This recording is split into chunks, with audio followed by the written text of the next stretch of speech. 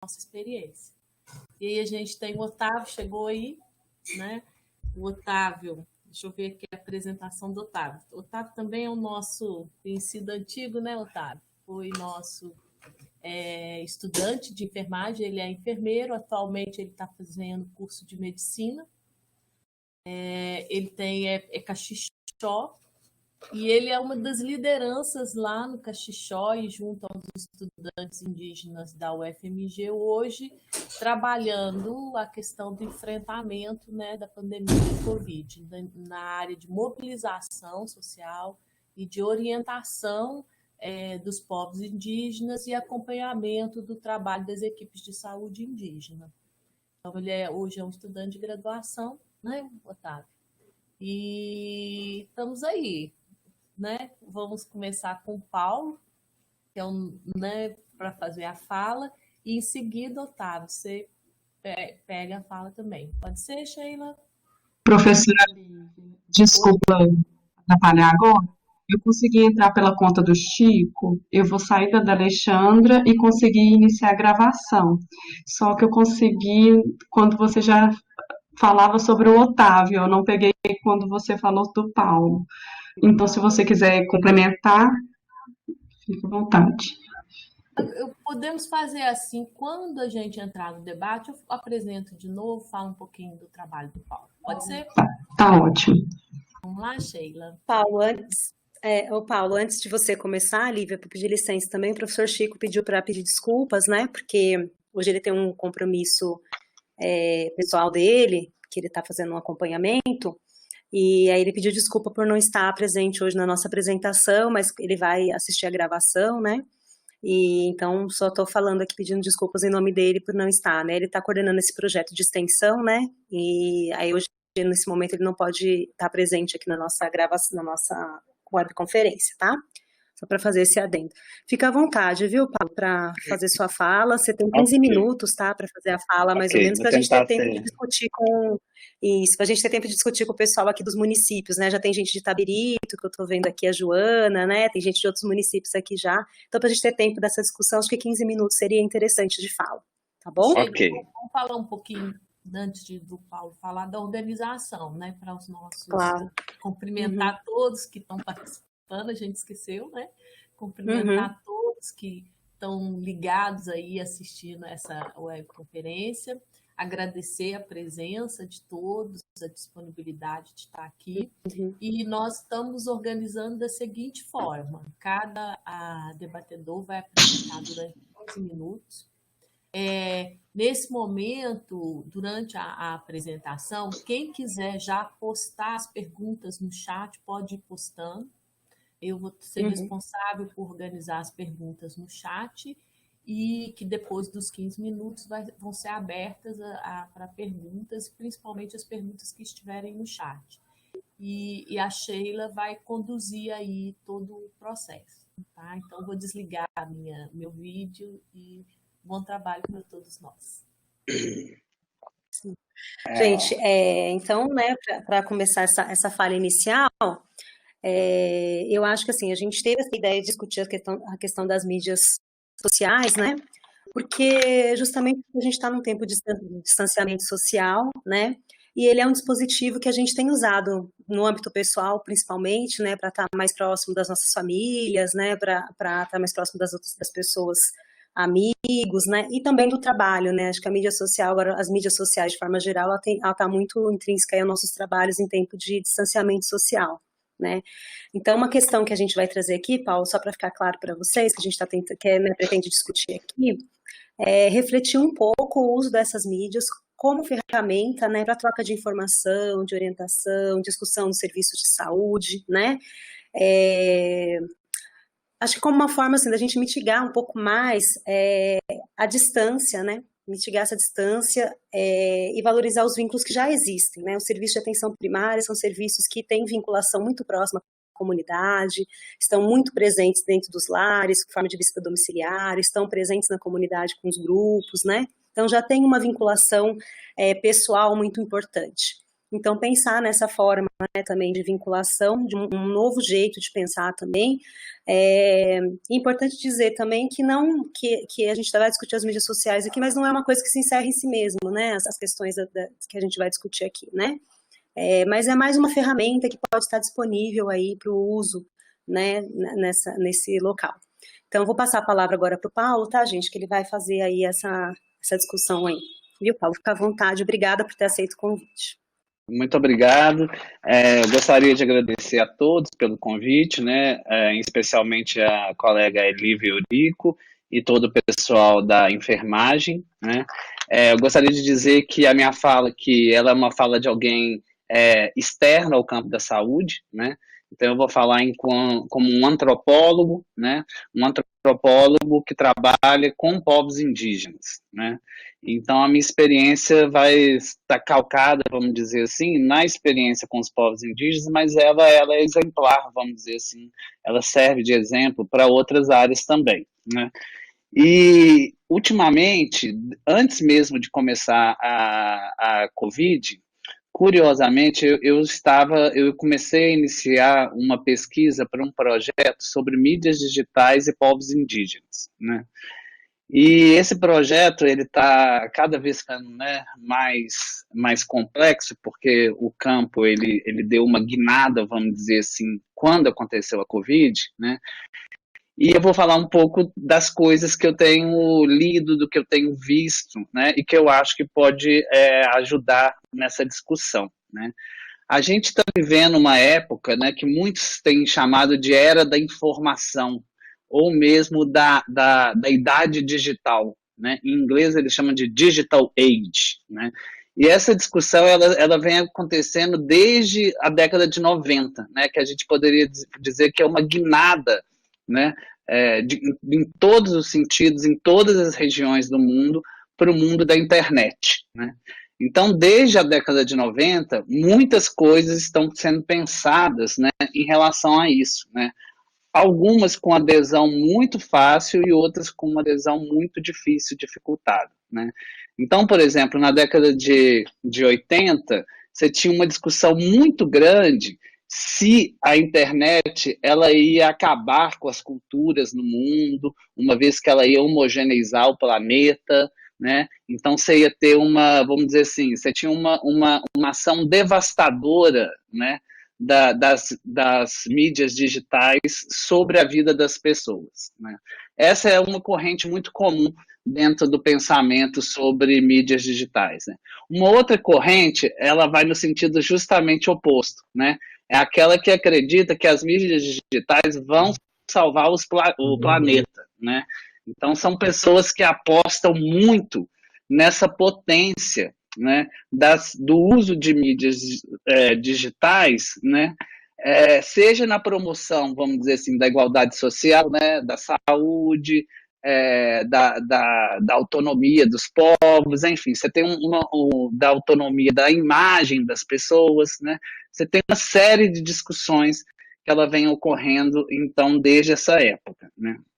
E aí, nessa pesquisa que eu estou fazendo sobre mídias sociais e povos indígenas, né, me chamou muita atenção, né, a quantidade de projetos relacionados ao campo da saúde, né. Eu conheço poucos projetos nesse sentido aqui no Brasil, e era isso mesmo que eu acho que eu quero agora entender se esses projetos existem, porque possivelmente eles existem. Mas na bibliografia que eu tenho lido, né, eu vi muitas iniciativas, né, no uso de mídias sociais para programas de marketing social, né, que a gente entende políticas culturais, políticas de educação, né, entretenimento, etc., e também para a promoção da saúde, né. Esse campo parece que é um campo muito forte e bastante desenvolvido, por exemplo, entre os aborígenes da Austrália, né? Então, a gente percebe que existe hoje uma guinada, né, como eu tenho chamado, em direção à internet, né? Isso, obviamente, ela já estava acontecendo, né, por exemplo, os povos indígenas, eles estão muito presentes nas redes sociais, né? Eles utilizam muito delas e sabem usar muito bem. O Otávio vai poder dar muitos exemplos sobre isso, imagino, né? Então, a gente sabe que tem um uso da internet hoje que eu tenho chamado que ele assim, que é um tipo de uso que ele é mais recreativo, né? Que ele não é muito induzido e que ele é um uso que ele é feito para as necessidades, vamos dizer assim, básicas e também para fazer entretenimento e se informar, né? Então é aquele uso que a gente faz das mídias sociais para conversar com os nossos parentes, trabalhar, saber das coisas, etc. Um outro tipo de uso das mídias sociais, ele é mais induzido, né? Ou seja, ele tem uma finalidade nesse uso, né? Ele tem um uso específico e para tal você precisa ter uma espécie de uma cultura digital, né? Então esse tema sobre cultura digital, ela também é muito presente hoje, né? No campo da educação, por exemplo, se fala em letramento digital, né? Que é uma espécie de, vamos dizer assim, de alfabetização, né? No caso, né, de como você mexe, como que você produz, né, como que você entende, ou seja, não só saber usar, mas saber como também que o sistema, né, informacional, né, de tecnologia, informação e comunicação, das famosas TICs, né, TICs, né, elas funcionam, né? Então, hoje, a gente tem visto uma série vamos dizer assim, de projetos que eles são induzidos, né, no sentido de que eles pensam as redes sociais e o mundo digital, né, como um lugar muito bom para se realizar coisas, né, projetos, etc, etc. Então, a gente teria, né, dentro do campo das mídias digitais, vamos dizer assim, grosso modo, dois tipos de uso, né? Um que é menos controlado e mais, vamos dizer assim, irrefletido, que é, obviamente que não é irrefletido, mas que a gente faz um uso que ele não é direcionado para uma coisa, né? E outros que eles são, sim, direcionados, né? Então, você tem essa questão agora de como que a gente pode utilizar as mídias sociais em nosso favor, né? E no campo da saúde, pelo que eu vi nessa revisão de uma pequena literatura, né, as mídias digitais, elas têm sido usadas muito em projetos de promoção, de intervenção, de autogestão e de prestação de serviços, né, que é uma coisa que eu acho que se aproximam, né, do que a gente poderia falar de uma atenção básica. Eu não sei se não é muito a minha praia, estou pisando em ovos, mas às vezes eu me arrisco, né? Eu só queria dizer que quando eu morei no Rio Negro, no Amazonas, eu vivi muito perto de um polo base de saúde. Então, nessa época lá, eu vivia esse mundo, né, dos agentes de saúde, eu ia para as reuniões, etc. Então, eu tive uma certa experiência, mas isso foi há muito tempo atrás, né? Mas voltando, então você tem uma série de projetos dentro do campo das mídias digitais que eles são voltados para essas, vamos dizer assim, para essas categorias, né, de promoção, intervenção, autogestão, né, e prestação de serviços, né. Destaca-se, né, em vários projetos que eu vi na Austrália, né, que eu estou falando da Austrália, infelizmente não tenho ainda as informações sobre o Brasil, né, que esse uso de mídias sociais, eles têm servido muito, por exemplo, em campanhas contra o tabagismo, né. Então, você tem uma campanha, chama No Smoke, em inglês, lá para os indígenas australianos, né, que foi feita, e que parece que teve um grande avanço, né, ou seja, houveram resultados, e esses resultados eles foram alcançados parcialmente, né, pela utilização de mídias digitais, né. Então, isso dá a ideia, né, de um campo possível de atuação, né. Um outro campo que parece que tem muitos projetos que são realizados com o apoio de mídias digitais é aquele da saúde sexual, né? Ou seja, o campus da ISTs, né? Das infecções sexuais transmissíveis, né? em especial, né, e aqui eu gostaria de fazer um parênteses, né, em relação à gravidez na adolescência, né, parece que esse é um dos focos, né.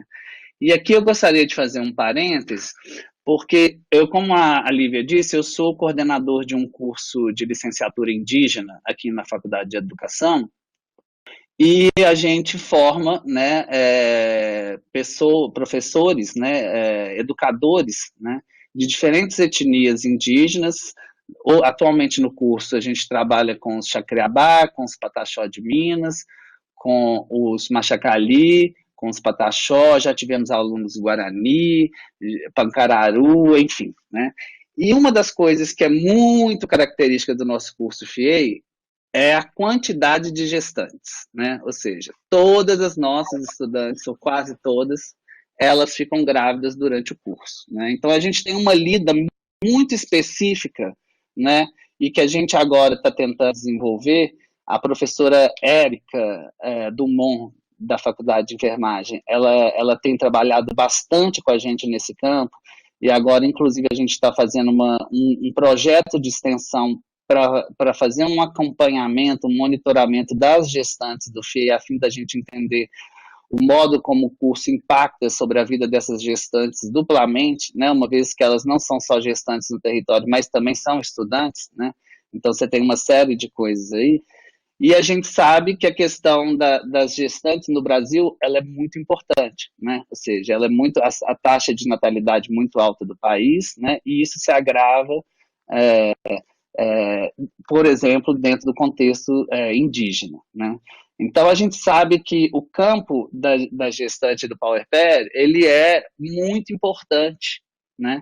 E ele também pode ser um campo muito interessante de se trabalhar utilizando as mídias sociais, porque as gestantes têm condição, né, de utilizar, por exemplo, o celular para fazer acompanhamento de pré-natal, todas essas coisas que aí se seguem, né? Então, a gente pode já ir identificando alguns campos possíveis, né? Uma outra coisa que eu não sei muito bem, mas que eu vi nos documentos todos, é que existem muitos projetos sobre otite média, mas aí eu não tenho muito o que dizer, né? E o interessante do uso das mídias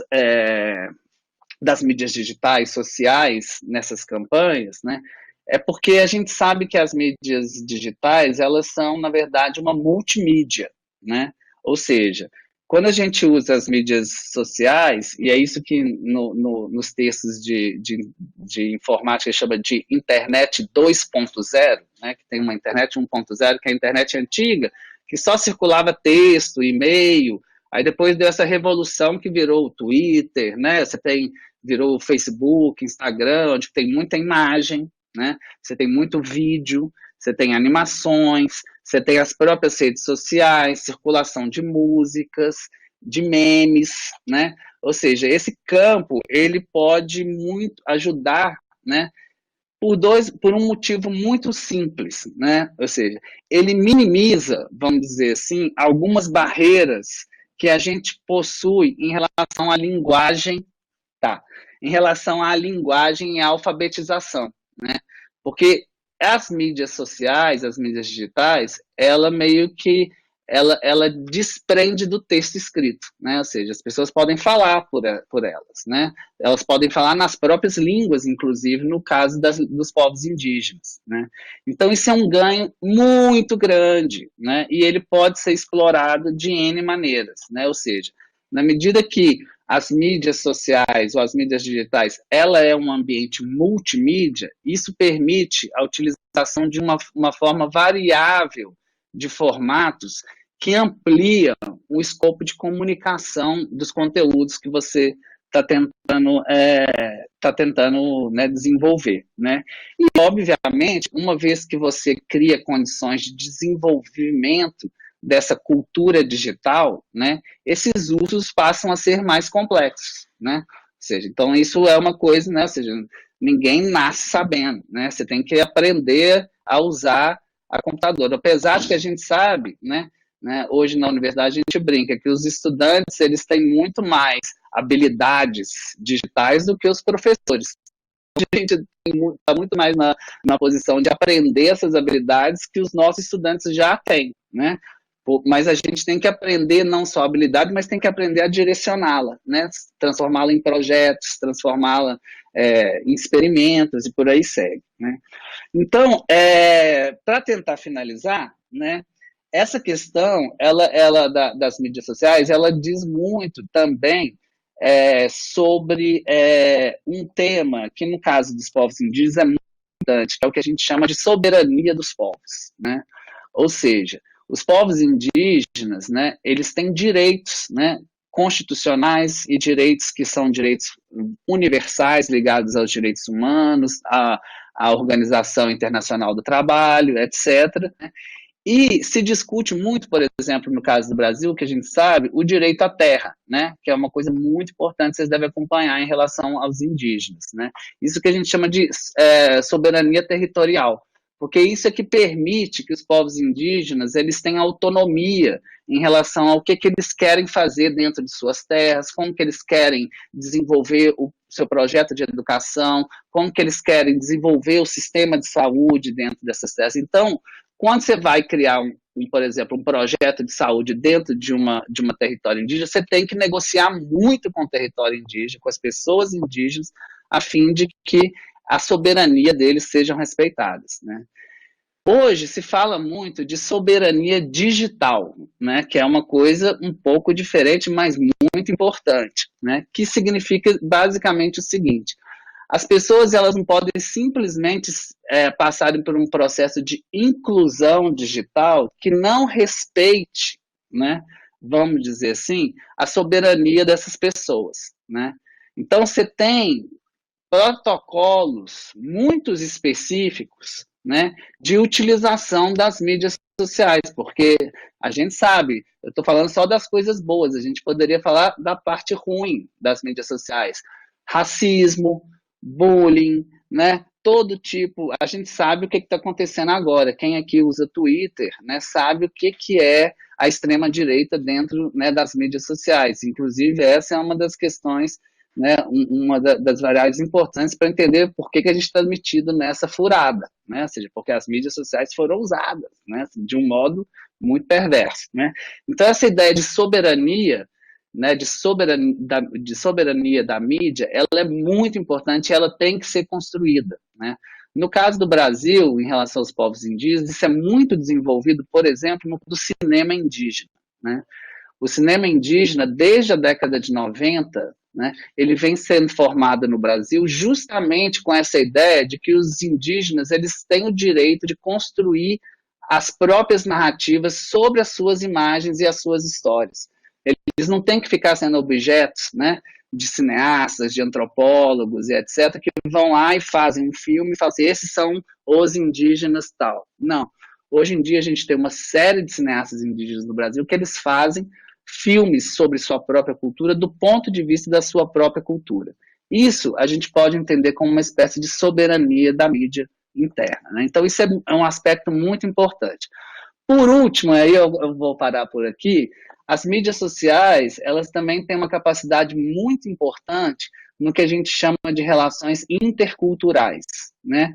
Ou seja, elas podem muito bem fortalecer a relação problemática, difícil, mas muito importante de confiança entre, por exemplo, os agentes de saúde e as pessoas com quem ele trabalha, né? Então, ela tem também essa capacidade de estreitar os relacionamentos, né? Sobretudo nesse período que a gente está impedido de se encontrar, né? Então, eu acho que tem muitas nuances, né, que precisam ser exploradas com muito cuidado, com muita cautela, né? Mas eu não vejo opção, né, de não trabalhar com essa questão agora, né?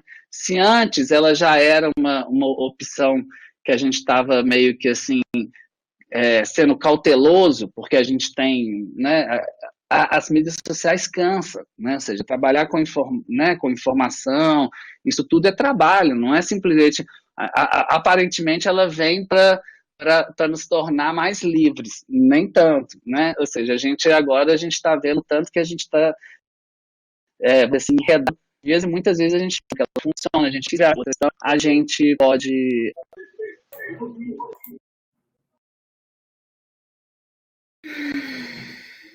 Oi?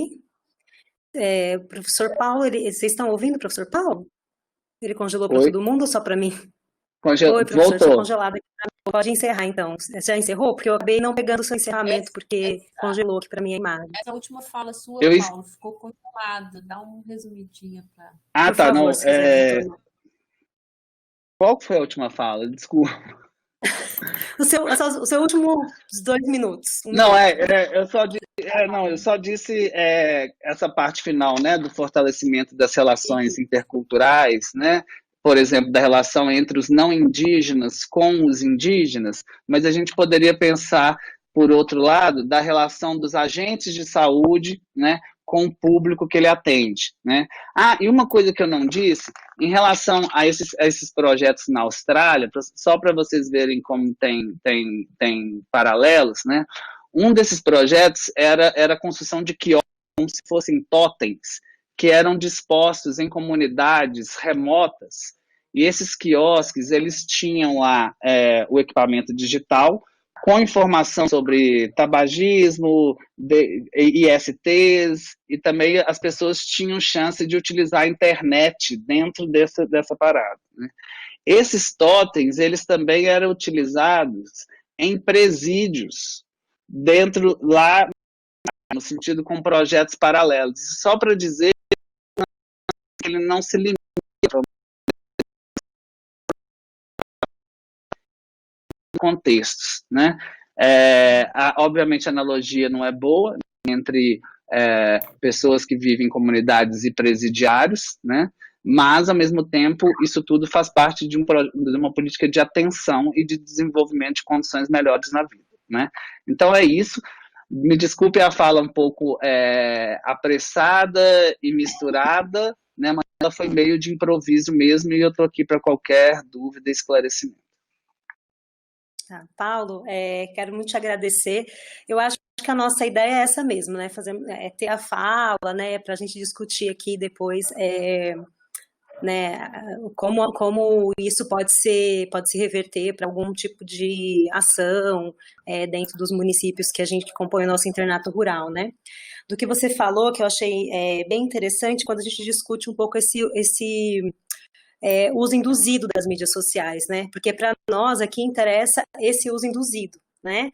Porque o que a gente quer fazer é até estreitar esses relacionamentos de uma forma que a gente consiga induzi-los, né? Então seria isso que a gente estaria buscando, né? E pensando muito quando você fala na questão da soberania, né, do uso da soberania, a gente pode pensar isso dentro das comunidades, né?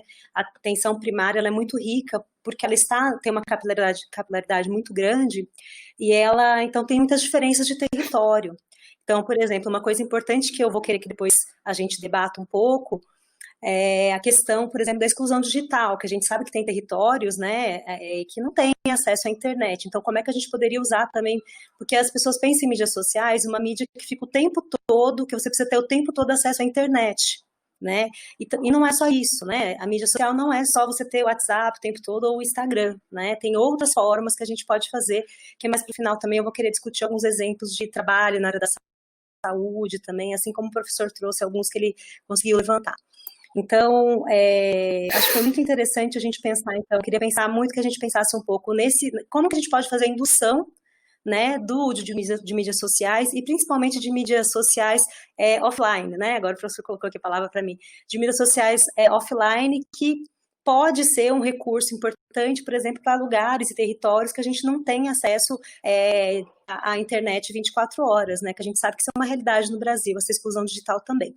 Então, pensar um pouco nisso, professor, para você retornar com a gente no debate, tá bom? Agora eu quero chamar o Otávio, né, para fazer a apresentação dele e dar continuidade aqui ao nosso trabalho. Otávio, quando faltar 5 minutos, eu vou te levantar esse papelzinho branco aqui, não sei nem se dá para entender que tem 5 minutos, mas é um papel de 5 minutos, tá? Você fique à vontade para fazer a sua fala. Né? Otávio, acho que você ainda não está, a gente não consegue te ouvir ainda, tá? O seu fone, que só está como fone. Eu preciso que você habilite o microfone, porque senão a gente não vai conseguir te ouvir. Pessoal, quem for tendo ideias, né, ou dúvidas, né, de como implementar alguma coisa, ou que a equipe já tem alguma ideia, mas tem dificuldade de implementar alguma coisa, né, pode ir postando aqui no chat que a gente vai fazendo o compilado para depois a gente jogar na discussão. E também vai estar aberto o microfone depois para quem quiser, né? Deixa eu ver se a gente te ouve, Otávio. Bom dia.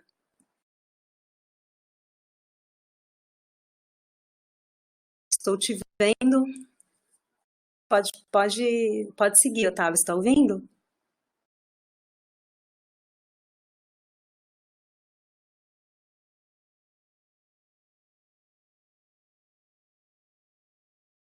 Você está conseguindo me ouvir? Agora ouvi. Vamos ver. Você acha que tá dando para ouvir bem assim, ou se eu colocar o fone fica melhor? Não, tá ótimo, tá. Tá ótimo, tá Pode dando falar para um ouvir sim. pouquinho mais alto, tá ótimo. Fala um pouquinho mais alto e eu vou desligar meu microfone aqui, você fica à vontade, você tem 15 minutos, eu vou levantar a folhinha branca quando faltar 5, tá bom? Tá bom. Bom dia a todos, primeiramente. Meu nome é Otávio Caxixó, sou pertencente aqui do povo indígena Caxixó no estado de Minas Gerais, sou da aldeia Capão do Zezinho. Pode ser que a internet venha a cair, porque aqui na comunidade o sinal é ruim, mas a gente vai trabalhando isso. Como eu fui apresentado anteriormente, eu sou ex-aluno da Escola de Enfermagem e atualmente faço medicina.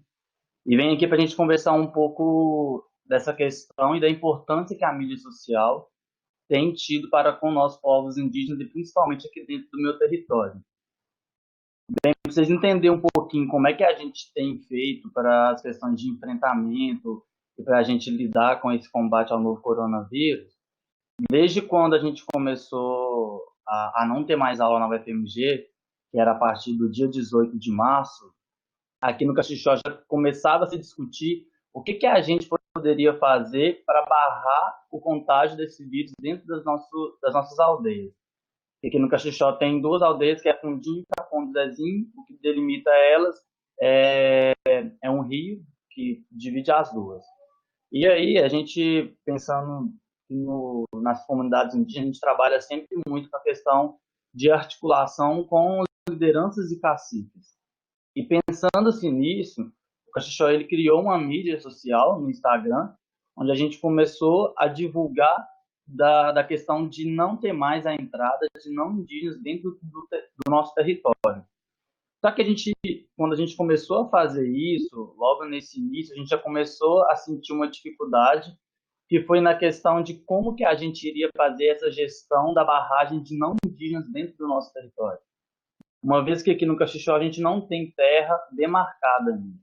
Então se cria uma outra dificuldade para a gente lidar com essa questão do enfrentamento ao novo coronavírus.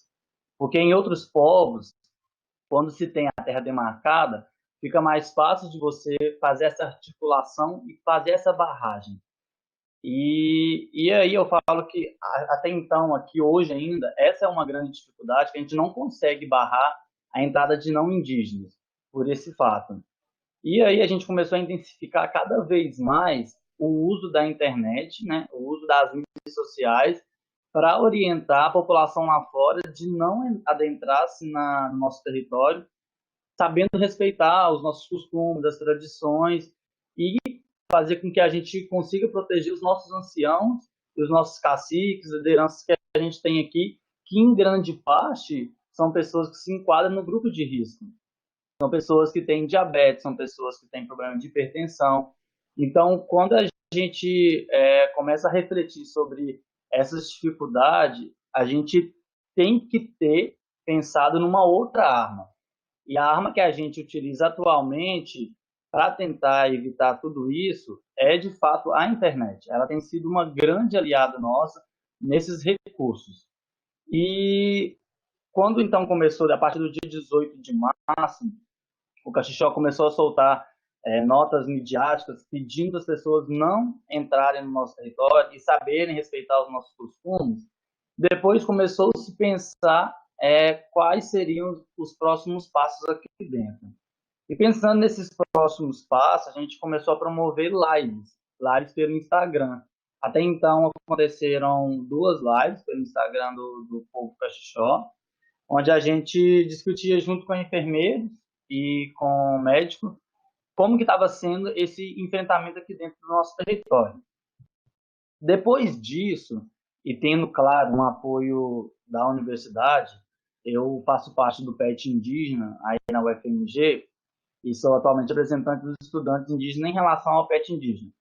A gente começou a pensar como que a gente poderia fazer, uma vez que a gente está inserido no meio acadêmico, como que a gente poderia contribuir enquanto petianos e enquanto indígenas, né, que vão ser futuros profissionais na área da saúde, e o que a gente poderia fazer para entender esse fluxo das unidades de saúde e como que a gente poderia contribuir com as nossas equipes.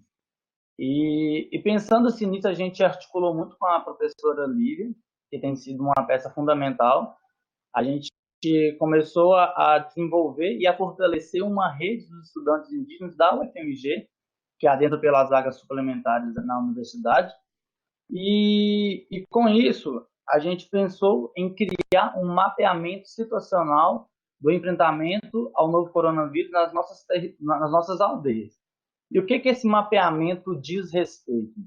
Esse mapeamento ele busca conhecer quais têm sido as metodologias que cada povo tem utilizado em relação ao combate do novo coronavírus. Então, a gente pensa, a princípio, estão participando o povo Pancará, povo Aticum, povo Tupiniquim, povo Caxixó, povo Chacriabá, temos também o povo Cambeba, povo Pancararu, e se eu tiver esquecido algum aqui, depois eu lembro. Então, a gente tem trabalhado sempre em rede com os estudantes. Nós já estamos caminhando para a terceira etapa desse mapeamento. A primeira etapa foi identificar como que cada povo estava se comportando no seu território em frente ao coronavírus. E a gente tem visto uma semelhança entre todas as comunidades. Uma delas tem sido essa questão da barragem, né, das entradas, que tem sido criado um grupo entre as comunidades e aí tem colocado correntes para não permitir a entrada de não indígenas, e aqueles que entram e saem, eles têm orientações pelo grupo que fazem as barragens nas entradas, e em alguns povos tem uma gestão de que você adentra no território apenas do horário de 5 da manhã até as 10 da noite.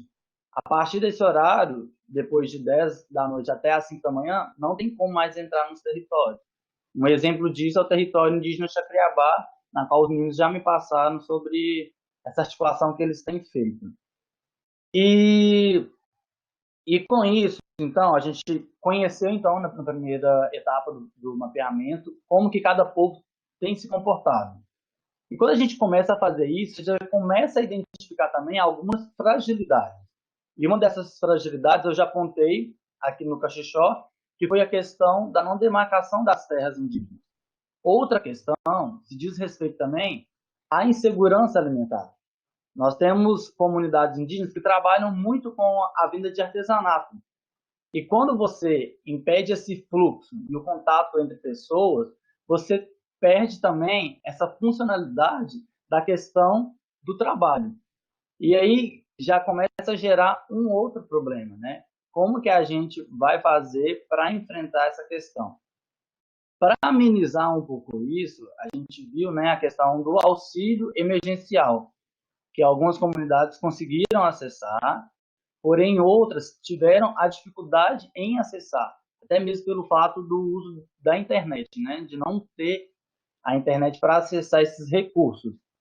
E eu vejo também que, com isso, a gente vê, mais uma vez, a importância da mídia social.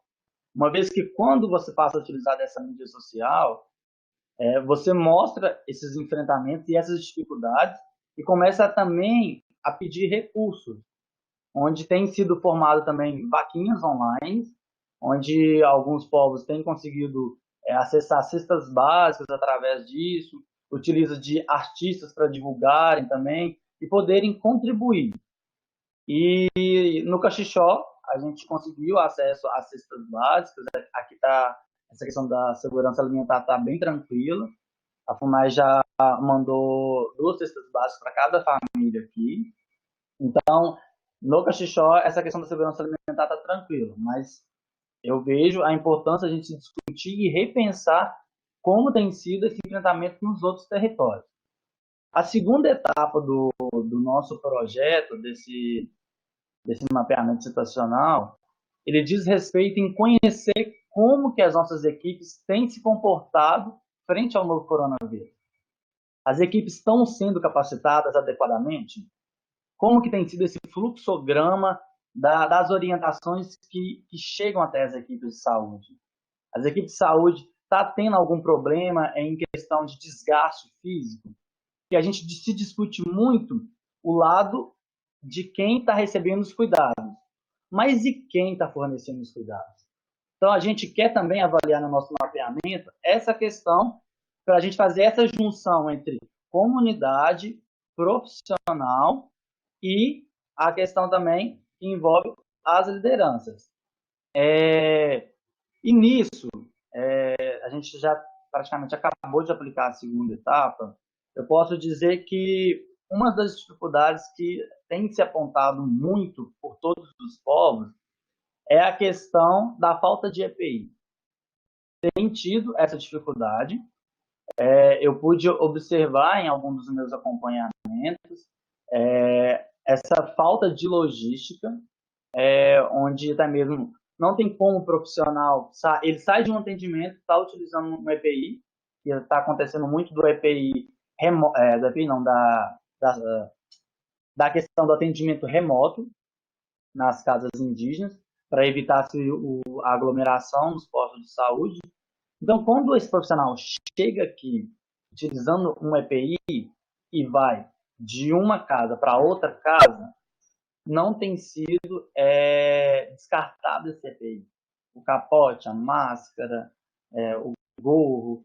Então, assim, essa questão da EPI ela é muito, muito séria, porque se por acaso em alguma família estiver contaminada, você pode, consequentemente, estar disseminando o vírus de uma família para outra, por causa dessa falta de recursos do uso de EPI. E outra coisa também que me foi levantado nessa segunda etapa foi que, por falta de EPI para toda a equipe, tem reduzido também o número de profissionais para atender as demandas. Então, aí a gente já começa a pensar numa outra dificuldade também para enfrentar o novo coronavírus. Então, para não fazer um estica aqui muito grande, a gente agora está caminhando para a terceira etapa. E a gente está aplicando um instrumento, né, para ver como que as comunidades indígenas, juntamente com os profissionais, como que esses profissionais têm se comportado no que se diz respeito ao conhecimento deles em relação ao novo coronavírus. E trazendo agora para a importância dessa mídia social, eu decidi criar um mini projeto para pensar num documentário que seria distribuído futuramente como um curta-metragem, onde eu iria estar acompanhando a equipe de saúde e ver como que está sendo feito esses atendimentos, quais estão sendo as dificuldades e mostrar as potencialidades que as mídias sociais têm perante a esse novo coronavírus. Uma vez que a mídia social ela não vai só relatar e retratar o que está acontecendo, mas ela pode servir também como denúncia. E quando eu falo em denúncia, eu falo que no Caxixó também a gente tem uma grande aglomeração de rancheiros que estão presentes dentro do nosso território. Quando você tem a presença de rancheiros, você fala em pessoas que não são da região e que começam também a poder trazer esse vírus para dentro da comunidade. E em uma das minhas falas, eu falo muito dessa questão da gestão política atual do nosso Brasil. E eu acredito muito que não adianta a gente tratar um vírus sendo que a nossa política está doente, sabe? Então, eu vejo que a gente tem discutido tanto as questões capitalistas e a gente esquece muito de se discutir a questão social e a importância das políticas públicas atuais no Brasil. E essa pandemia ela vem para mostrar e ressaltar a importância em se trabalhar as questões de prevenção e promoção em saúde. E uma das importâncias, claramente, que você vê que trabalha efetivamente isso, é a atenção primária. Então, eu queria destacar aqui a importância da gente ressaltar a questão primária como uma arma para a gente combater esse coronavírus e destacar também, principalmente, o uso das atribuições que a gente tem com os recursos das mídias sociais. E falar da importância, né, da equipe, principalmente do enfermeiro, que atua aí nessa linha de frente, e principalmente dentro da atenção primária. Eu acho que o que eu queria falar mesmo era isso, e dizer que a mídia social, ela para nós, povos indígenas, ela torna-se libertadora e expansionista no que se diz as formas de lutar dentro dos nossos territórios. Uma vez que ela torna também invisível a pluralidade étnica e a diversidade de como os povos têm se comportado perante esse novo coronavírus.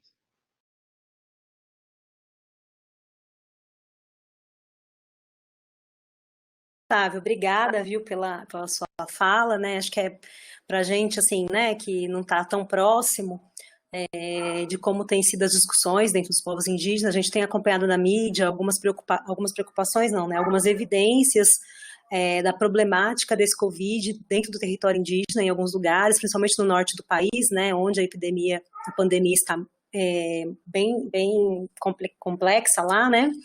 Mas eu achei muito interessante você trazer para a gente o uso que as comunidades indígenas fazem da tecnologia, né, das tecnologias para a formação de rede, né?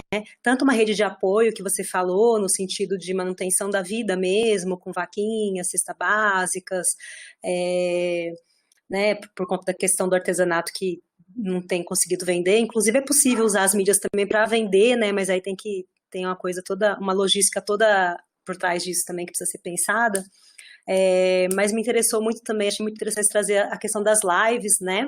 Depois queria que você só dissesse para a gente se essas lives, elas são realizadas, por exemplo, com a linguagem dos povos indígenas, ou se como que vocês estão fazendo essas lives também, acho que é bem interessante, né?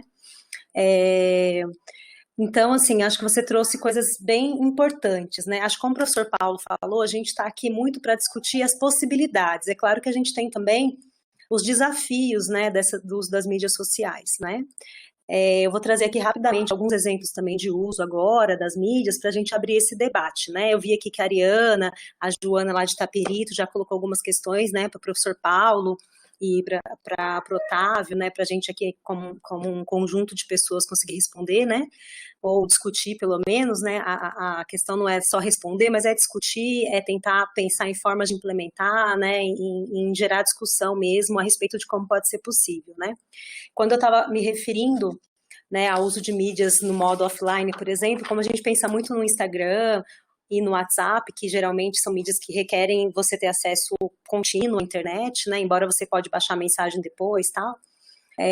Tem, por exemplo, projetos, né, o professor Paulo trouxe alguns projetos na área de sexualidade, né, de saúde do adolescente, da mulher, né, então vou trazer aqui alguns projetos também que eu tenho conhecimento e que eu trabalho, para aumentar um pouco mais aí também o arsenal para a gente poder discutir. Então, um projeto, por exemplo, que a gente tem discutido bastante é o uso do Spotify, aquele aplicativo de música, né, com adolescentes, para discussão de temas que são caros a eles, né? Então, por exemplo, a gente faz um grupo dentro do Spotify, né? E aí sugere-se música, cada um ouve ao seu tempo a música quando puder ouvir, e a gente começa a discutir as questões da música. Geralmente são funks, né? Então, assim, eu sou uma pessoa muito letrada em funk, porque eu trabalho muito com os adolescentes, o funk, né? E aí a gente discute, por exemplo, as questões sociais que essas músicas trazem, a questão do machismo, a questão do lugar da mulher na sociedade, né? Então, são formas que a gente tem de usar mídias sociais também, né? Acho que aqui está a professora Eunice também, que também representa a saúde da mulher, e o professor Paulo falou um pouco da professora Érica, né? A gente tem um trabalho bem interessante na residência obstétrica aqui, onde várias unidades mantêm um grupo, por exemplo, aí no caso no WhatsApp, né, onde as mulheres trocam experiências, trocam informações, e isso é muito interessante porque elas, né, alguém põe uma questão, elas mesmas respondem, com respaldo das residentes, do professor que é tutor, né, nesse campo, dos enfermeiros do campo, então uma troca de informações muito interessantes também, né, onde, por exemplo, às vezes a dúvida é, posso pintar o cabelo, né, e aí a outra pode com tal tinta que custa tanto, não sei o que, não pode, tal. Então, assim, tem que tomar cuidado, né? Então, tem discussões muito interessantes nesse sentido, então, eu queria trazer também essa possibilidade. Então, a gente tem possibilidade de usar outras mídias também, né? Uso de aplicativos, né? Então, a gente tem aplicativos, por exemplo, muitos aplicativos que, como o professor trouxe, né, de sexualidade para adolescente. Então, de repente, discutir desses jovens, ou, né, aplicativos também para crônicos, pacientes crônicos, tem aplicativos disponíveis, a gente pode discutir, por exemplo, o uso de aplicativos para paciente crônico, e aí né, a equipe observar, procurar um aplicativo, porque aplicativos, eles não passam por... Acho que isso é uma coisa que é importante a gente dizer, né? Ele não passa por um crivo de especialistas, então às vezes pode ter algumas questões que pode induzir a um erro, né, das pessoas que utilizam esses aplicativos. Então é interessante, por exemplo, a equipe de saúde avaliar esses aplicativos, dizer, né, a importância, se é legal utilizar ou não, né? Então, por exemplo, eu faço isso muito com adolescentes, que é a área que eu trabalho, né? Então a gente tem aplicativos de adolescentes, aí eu sempre, eles me mandam às vezes professora, eu vi esse aplicativo aqui, o que você acha?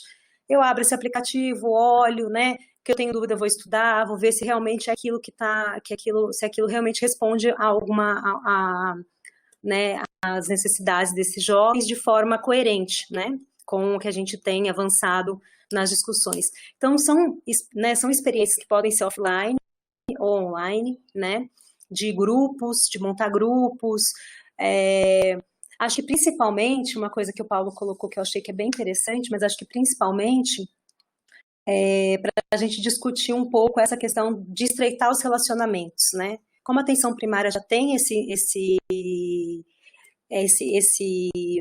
né, já tem esse relacionamento estreito devido às visitas domiciliares, devido à presença constante da equipe, né, dentro da vida das pessoas, né, a manutenção desse vínculo, né, que é possível por meio das mídias sociais, né, até quem tem, eu não tenho, né, um Instagram, né, é engraçado alguém que fala de mídia não tem Instagram, né, mas não, como o professor Paulo falou, isso dá muito trabalho a gente ter mídias sociais, né, e o Instagram é uma mídia que eu não me propus a trabalhar com ela, né, mas as pessoas têm Instagram, por exemplo, né, os meus colegas enfermeiros, né, que tem, aí a outra família segue, é uma coisa assim que estreita laços, né, então a gente queria muito discutir esses exemplos. Joana, eu posso sim, depois a gente pensa, né, a professora Lívia vai falar um pouquinho também, a gente pensa em disponibilizar alguns materiais lá no nosso site do internato, tá? Algumas ideias, né, que a gente tem compilado durante o tempo, então algumas ideias de uso das mídias, né, de uso e de plataformas também, tá? que possa ser útil, né, nesse momento aí para os municípios que a gente está trabalhando junto. Tá, Joana? Então a gente vai fazer esse compilado e vai ficar no site do internato, nos materiais lá. Né, um compilado de como a gente pode usar as mídias sociais, ideias, experiências exitosas de outros lugares, tá? Então a gente vai fazer isso. Lívia, você quer começar aí a propor o nosso debate? Cartaz de 5 minutos. Tá.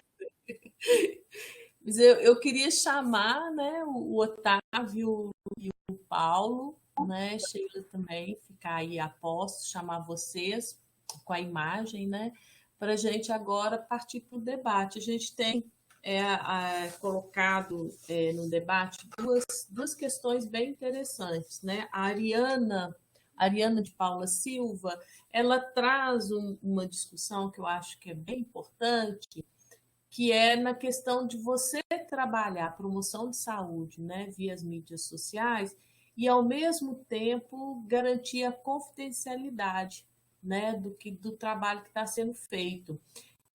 E confidencialidade, né, e qualidade, e eu acrescentaria sigilo, se fosse necessário. E aí ela toca nos temas que o Paulo traz, que é a questão da soberania digital. Eu queria que o Paulo, né, falasse um pouquinho sobre isso, essa questão da confidencialidade, e o Otávio também. Como é que se garante nesse momento, né, no trabalho, nas mídias sociais, que todo mundo vai ver, né, como as pessoas dizem, uma vez postado, você perde, né, autoria, aquilo roda o mundo. Então, como você garante confidencialidade dessa questão? Eu queria ouvir um pouquinho. Paulo, você está aí? Paulo e o Otávio. Eu estou sim. Pois é, o que você tem discutido, trabalhado? Eu acho bem legal essa. Eu não estou conseguindo ligar a câmera, pessoal. Eu vou só falar, tudo bem? Ela não está ligando. Ela está dando sim que está dando erro. Essa questão eu acho ela super importante, Lívia. Eu também tinha visto aqui a Ariana, né? Adriana, falando sobre essa questão. Ariana, e eu penso ela pelo seguinte viés, que é o seguinte: nem tudo pode ir para as redes sociais e para as redes digitais, né? Então, se a gente for pensar no caso das culturas indígenas, eles já têm uma espécie de, vamos dizer assim, de organização que trabalha desse sentido, ou seja, você tem conhecimentos que eles são fechados, né? Ou seja, eles não são abertos para qualquer pessoa. Você precisa, por exemplo, de passar por iniciação, né? Você precisa, por exemplo, você tem que ter, ou seja, essa ideia de que o conhecimento ele é aberto para todo mundo, ela é interessante, mas ela não acontece dessa forma, né? Então, existe um protocolo nas culturas indígenas entre aquilo que pode ser levado para fora, né? Entre aquilo que se circula só dentro da aldeia, né? E aquilo que circula dentro da aldeia também se circula de forma diferenciada, né? Você pode ter recortes de gênero, né? Coisas que dizem respeito apenas às mulheres, coisas que dizem respeito apenas aos homens, coisas que dizem respeito apenas aos anciãos, coisas que dizem respeito apenas aos pajés, né? Então você já tem uma estratificação do conhecimento que é dada pela própria cultura, né? Então, eu imagino que nós, quando a gente vai trabalhar, né, com povos indígenas e com comunidades, a gente tem que pactuar o nosso trabalho, né? A gente tem que saber aquilo que pode ser mostrado e aquilo que não pode ser mostrado. Aquilo que pode ser acessado pelas redes sociais, aquilo que não pode ser acessado pelas redes sociais. Essa que é a ideia de soberania. Por quê? Porque ela conta com um controle, né? Ou seja, ela conta com um controle dos fluxos de informação. Ela direciona, né, naquilo que a gente estava falando, né? Ela tem o público, ela sabe o que falar com aquele público. E aí, nessa negociação, a confidencialidade, o sigilo, etc., tem que ser preservado. Esse é o nosso desafio, é o trabalho, né? Como preservar esses aspectos que são essenciais e sem eles a gente não pode seguir, né? Ou seja, esses são pilares do campo da saúde que têm que ser respeitados, mas ao mesmo tempo eles têm que ser adaptados aos protocolos que já existem nas comunidades com quem a gente trabalha, né? Assim, e eu falo no caso dos povos indígenas porque eu conheço mais.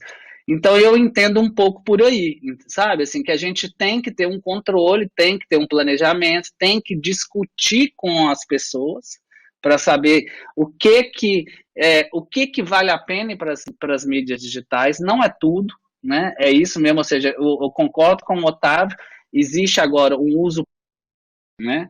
O que é o uso político?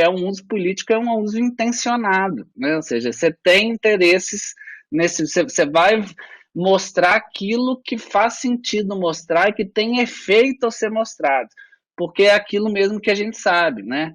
Muitas coisas que vão para as redes sociais, elas têm um efeito negativo, justamente porque elas rompem né, com esses protocolos, com esse respeito, com esse cuidado, né, com sigilo. Então, hoje você tem exposições de pessoas alheias na internet, sem autorização, né? Esse é um uso que não é manejado, né, ou seja, por um controle, é um uso, vamos dizer assim, neoliberal, né, que é o que a gente está passando agora. O que a gente propõe é justamente o oposto, né, é um uso controlado, né, controlado justamente pelos os modos específicos, né, e aí quando eu falo que isso também potencializa a relação intercultural, é por isso, né, porque o sistema de saúde, ele funciona de um modo diferente da saúde indígena, né? Ou seja, e aí você tem que ter uma relação entre esses dois sistemas, né? E ele se constitui como um modo de relacionamento, né? Ou seja, porque você tem um modo de cuidar da saúde, né? Você tem uma concepção do que é bem viver, né? De como que é constituída a família, né? Quais que são as melhores condições de higiene. Quando chega uma equipe de saúde, você tem que negociar isso tudo, né? No passado era uma coisa bem diferente, vocês lembram, né? Chegava a equipe de saúde e impunha a visão dela em cima da comunidade. Isso é não respeitar a soberania, né? Isso é não respeitar, vamos dizer assim, os protocolos, né, de controle da circulação de conhecimento, das etiquetas de relacionamento, né, todas essas coisas. Então, nesse sentido que eu acho que tem que ser bem negociado mesmo, e é uma excelente questão. Ok, Paulo. É muito interessante, Paulo, trazer essa questão da etiqueta, de conhecer a comunidade e que a gente observa quando trabalhamos com os povos indígenas. Mas eu queria chamar a atenção de todos os demais participantes que isso é para qualquer comunidade com a qual nós trabalhamos, né? Qual que são os protocolos, os modos de vida, o comportamento, né, aceitável dentro dessas comunidades, né? E conhecendo isso, e a Paulo traz uma palavra super importante, pactuar com a comunidade. Então, acho que não é tomar decisão de utilizar a mídia social dentro das quatro paredes do centro de saúde e chamar as pessoas para participar, mas ele está nos chamando para a ideia do pactuar, como que nós vamos utilizar e o que vai ser utilizado nessas mídias sociais. Eu acho que esse é um conceito bem interessante, né, Sheila? Que a gente pode realmente expandir, como grupo, essa discussão. Como que a gente pactua a questão do uso da mídia com as nossas comunidades? Não só qual é a melhor, né, delas, foram citados alguns exemplos aí, mas o que pode ser colocado e o que não deve ser feito dessa forma. É bem legal essa colocação do Paulo. Eu queria só puxar aqui, Sheila, para Claro. ter uma outra, tem uma pergunta, né, um comentário, uma pergunta da Joana Melilo, mas eu vou deixar ela um pouquinho mais para frente, viu, Joana? Eu vou trazer o da Tereza Cristina, que ela pergunta, e eu acho que caminha na linha dessa discussão, e aí eu poderia pensar, eu queria ouvir também um pouco o Otávio sobre isso, a questão da possibilidade da educação em saúde, né, em profissionais que lidam com grupos e pessoas em situação de exclusão digital e sem letramento digital. E aí, Paulo e Otávio, acho que trazer um pouco aquele conceito que foi falado mais atrás, que era do uso sincrônico e assincrônico, que é o uso online e offline das mídias digitais aí. Essa é uma realidade, acho que para a maioria das pessoas que trabalham com comunidades, é essa questão do letramento digital e da questão. E eu acho que é interessante também, na fala do Paulo, queria chamar a atenção, tem uma desconstrução aí de um certo conceito nosso, né? Que a gente pensa assim, o indígena não deveria saber usar as mídias sociais, né? Então tem um preconceito, talvez nosso, de que os grupos menos favorecidos ou em situação que eles se tornam vulnerabilizados, eles não teriam esse uso, né? E que as pessoas não têm acesso de forma alguma. Então, esse acesso intermitente parece que também é uma realidade. Abrindo para o Paulo e para o Otávio, e eu continuo falando, gente, pode tecer seus comentários e suas perguntas no chat, tá bom? Vamos Pode lá, também, Paulo. se quiser pedir a palavra aqui pelo microfone também, porque não quer ficar escrevendo muito, também está aberto, viu, gente? Fica à vontade.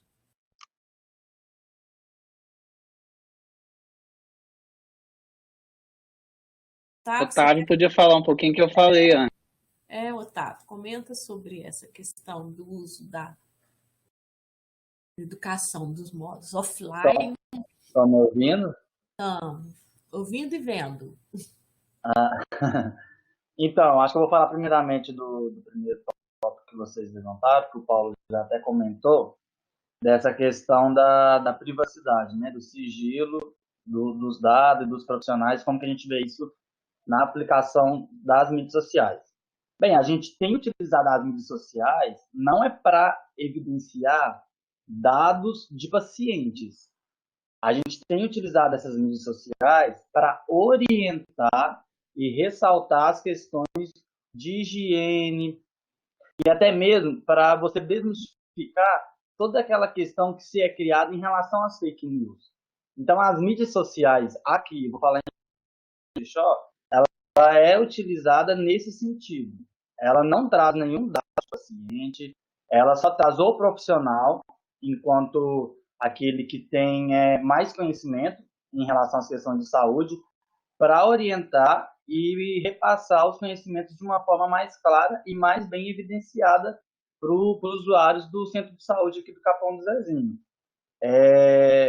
Então, tem uma outra coisa também que eu, enquanto já formação e usuário da unidade de saúde daqui, enquanto indígena, eu vejo que dentro do nosso sistema, que é de SEI e CESAI, a gente tem toda uma burocracia.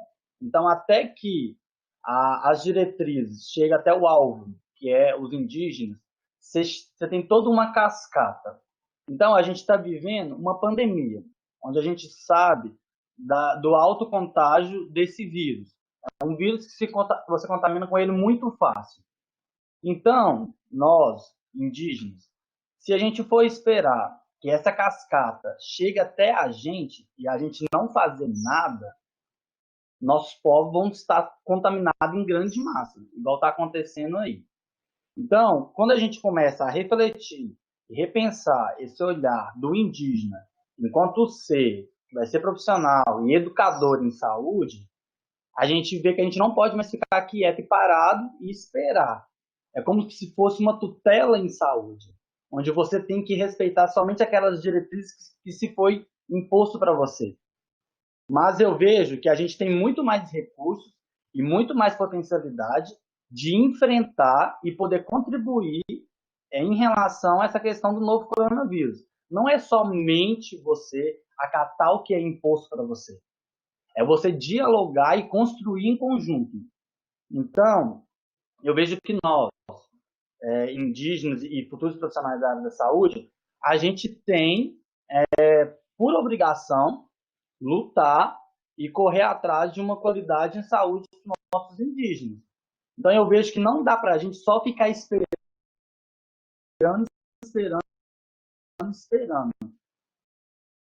O indígena já esperou há muito tempo. Então, hoje a gente usa essa prática em saber se utilizar das mídias sociais para divulgar e para mostrar como que a gente tem enfrentado e poder orientar cada vez mais, a gente vai sim utilizar dessa mídia social como uma potencialidade de enfrentar esse vírus aqui dentro. Então, assim, eu só queria deixar claro que a gente não está expondo ninguém, a gente está usando mesmo só para a questão de orientação. E nós, enquanto indígenas em formação de redes, a nossa preocupação é com os nossos povos, muito mais do que a própria CESAI, que está lá na ponta. Então, uma outra dificuldade que vocês comentaram aí, que é de fato nesse letramento digital. Eu vejo isso como uma dificuldade também, porque a gente tinha se utilizado da tecnologia, mas a gente não pensava nessa potencialidade que a tecnologia podia estar fazendo igual ela está fazendo hoje. Muitas pessoas não se prepararam, muitas pessoas não foram capacitadas para dominar esse recurso que a gente está dominando hoje. Então, eu vejo que é necessário, cada vez mais, a gente expandir esse horizonte e a gente romper fronteiras. A utilização da tecnologia em função disso, ela é a nossa principal arma. É a principal arma que a gente consegue discutir hoje, dentro dos nossos territórios. E eu falo isso que eu tenho visto aqui, não dentro da unidade de saúde, daqui do Caxixó, mas eu acredito que esse letramento digital seja dificuldade de grandes povos. Mas esse letramento digital, ele está vindo aqui no Caxixó na questão da educação. Os nossos professores daqui, eles não estão conseguindo dominar o uso da internet para poder fornecer uma educação para os nossos alunos aqui dentro. Então, assim, na saúde, a gente aqui no Caxixó não vê isso ainda. Mas na educação, eu já posso falar para você que é uma dificuldade que os professores estão tendo aqui. Mas a gente tem que expandir cada vez mais e se planejar e pensar em metodologias que a gente consiga alcançar cada vez mais esse letramento tecnológico. Porque é dele que a gente vai se utilizar em grandes meses aí, em grandes dias de enfrentamento da pandemia. Então, a gente tem que começar a estruturar e repensar como que a gente vai fazer com que esse acesso chegue a todo mundo. Então, eu vejo que esse é um grande desafio e um grande pensamento que a gente coloca aqui nessa mesa de debate e ver como que a gente consegue articular, sabe? Se é com a questão da CESAI, ou então com a população não indígena, a questão aí das prefeituras. Então, eu acredito que a gente tem que, de fato, sim, falar uma mesma linguagem no que se diz respeito a essa educação do letramento digital. É isso.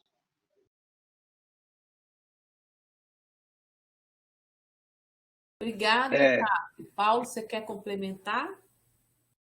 Posso dar uma palavrinha, sim. Acho que o Otávio foi certeiro, né, de que tem uma trilha urgente a ser, vamos dizer assim, trilhada, que é melhorar, vamos dizer assim, o letramento digital. Mas eu queria dizer que, assim, o que a gente observa em relação aos nossos estudantes indígenas é que a maioria é bem letrado digitalmente, né? Ou seja, então também já existe um letramento que é possível utilizar dele, né? Mas, obviamente, esse trabalho ainda tem que ser feito, né? Mas aí eu queria lembrar uma coisa que tem a ver um pouco com essa coisa de online, offline, sincrônico e assincrônico, que é um debate que está tendo muito hoje em dia, justamente diante da iminência da retomada de atividades acadêmicas à distância na UFMG, né? E isso também pode dar uma certa ideia de como que a gente pode trabalhar as mídias digitais, né? Porque o que essa diferença ela um pouco diz? O que seria um trabalho sincrônico, né? Qual que é a diferença entre um trabalho sincrônico e daquele assincrônico?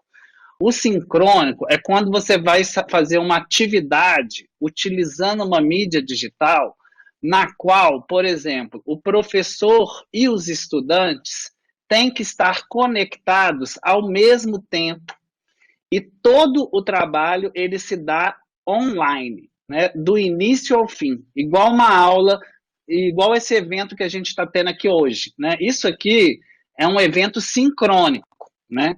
Só que o que vai acontecer com ele? Ele vai ser gravado, né? E aí ele vai ficar disponível na rede, né? E aí eu posso fazer o download dessa mesa. E aí, uma vez que eu fiz o download dessa mesa, eu posso assistir ele offline. E aí eu posso continuar trabalhando com as questões que a gente começou aqui, né? Então, você tem esses dois usos. Quando a gente fala em educação à distância, a primeira coisa na minha cabeça é só o sincrônico. Vou ficar na sala de aula, né, ouvindo as coisas, tal, pororô, mas tem uma série de coisas que podem ser feitas em modo assincrônico, né? E aí eu vou dar um exemplo, que é um campo que eu trabalho muito, que é o cinema, né? Ou seja, o cinema trabalha com essas duas coisas, né?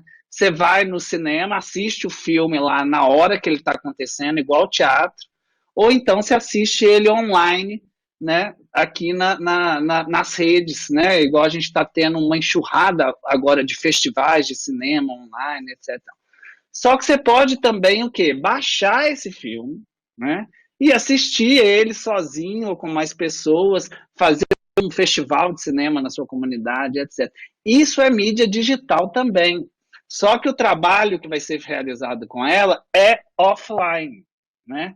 Então, por exemplo, eu posso fazer parte do trabalho com os meus estudantes, eu vou ter um encontro com eles pela internet, eu vou passar orientações, aí eu vou mandar um material, um roteiro para eles, né? Esse roteiro vai estar falando como que eles devem fazer isso, aqui. Estou dando um exemplo, né, do que poderia ser, né?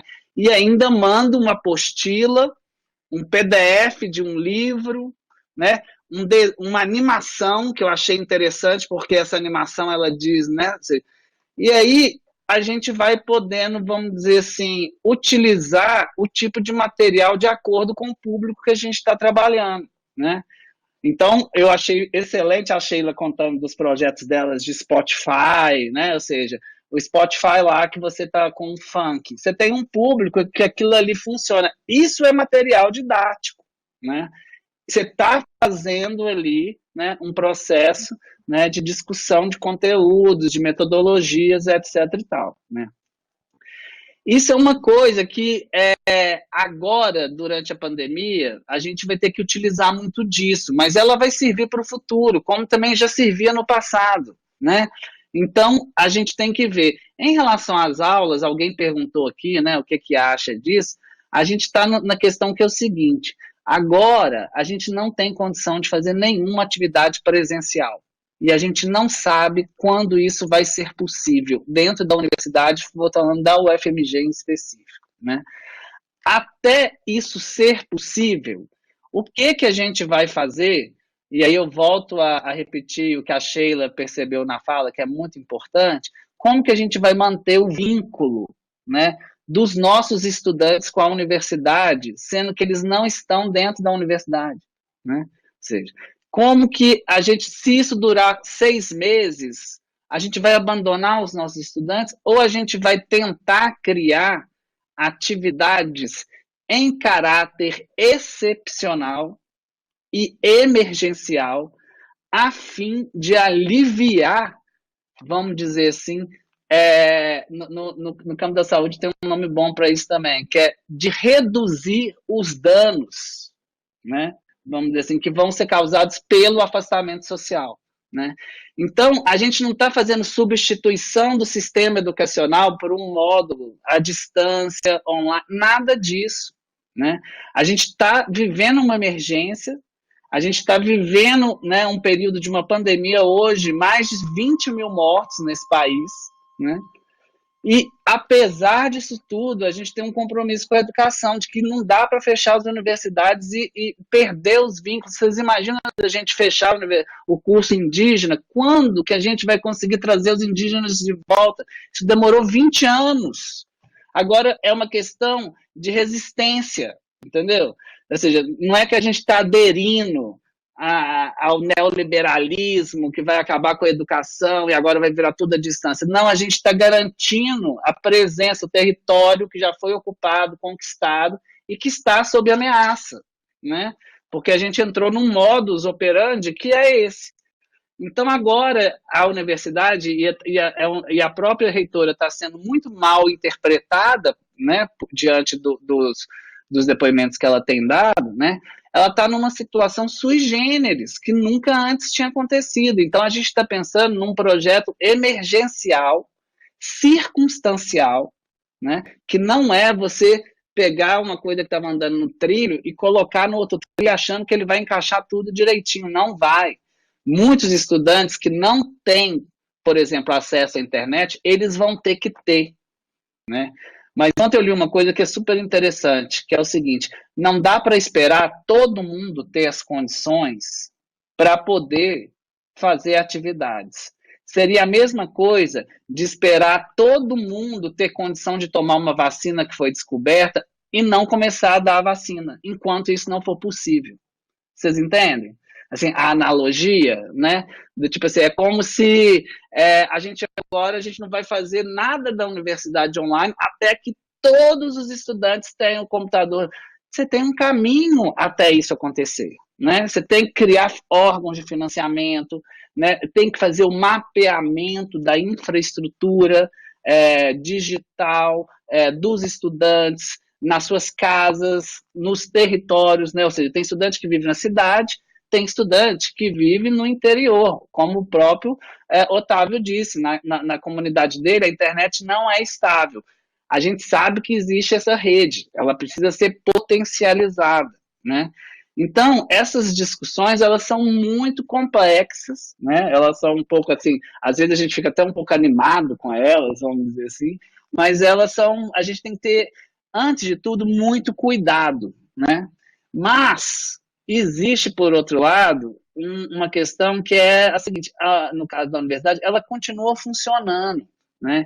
E a universidade não é só aula presencial, né?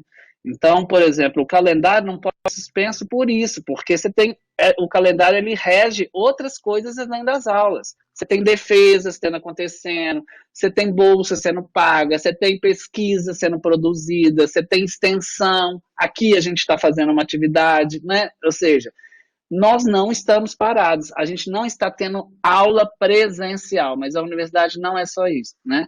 Então agora a gente está nesse embate que vai ter que ter um esforço tanto de gestão quanto de cultura digital, seja para professor, seja para técnico administrativo, seja para os estudantes, né? Então a gente vai ter um caminho muito longo pela frente. O certo é que a gente está numa guinada para o digital e a gente vai ter que saber lidar com isso, porque se a gente não fizer, alguém vai fazer pela gente, né? Ou seja, então é melhor nesse sentido da soberania que a gente está falando, da gente ser capaz de conduzir os nossos processos ao invés de ser conduzido pelos outros, né? Então, não participar das discussões, não querer, né, negociar, não querer pactuar, é uma atitude que não é a boa para agora. É isso, pessoal. Desculpa a fala longa. Empolgou, né, Paulo? Ficou bem empolgado, mas eu acho que essa é a discussão do momento, né? É interessante você trazer esse conceito do novo, né? De uma forma de educação outra, né? Que não é a mesma e os resultados também serão diferentes, né? E aí a gente retoma uma discussão também que acontece e que tem acontecido nos serviços, né? Se o uso das mídias para fazer a promoção, educação em saúde, se é eficiente, se isso pode ser dito que é uma educação em saúde, né? Eu costumo fazer a divisão entre informação, orientação e educação. E aí a mídia social, e eu gostaria de ouvir um pouco vocês, né, Sheila também, essa mídia social, qual que é o potencial dela para informar, para orientar e para realizar os movimentos de educação? Uma outra coisa que eu queria chamar a atenção na fala do Paulo e a gente refletir um pouco mais sobre isso, é essa finalidade do vínculo, que na saúde é muito importante. Porque na medida que os usuários não estão utilizando o sistema, estão ficando em casa, como que a gente mantém o vínculo com esses usuários, né? A gente fica pensando na situação do acompanhamento remoto, mas o que significa o acompanhamento remoto? Se na educação a gente tem que repensar, eu acho que também na saúde nós temos que repensar o que é o monitoramento e acompanhamento remoto. Eu estou fazendo essa provocação não só para os debatedores, mas para os nossos ouvintes também, né? O que é esse acompanhamento remoto através das mídias? Eu tenho ouvido muito o uso do WhatsApp, né? A Sheila traz os aplicativos, o Otávio fala das lives, né?